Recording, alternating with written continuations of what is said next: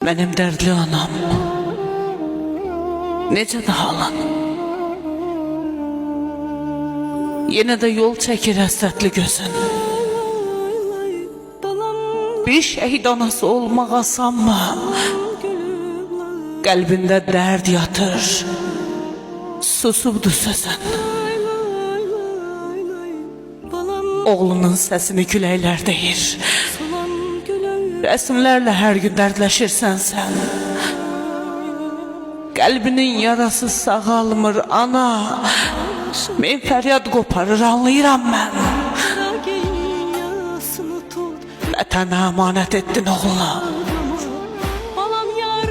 qururun ağrına qarışdı ana.